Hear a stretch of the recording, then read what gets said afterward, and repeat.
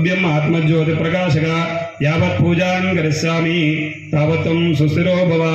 दीपराजाय ते नमो नमः मंगलमूर्ते ते नमो नमः निर्विघ्नमस्तु।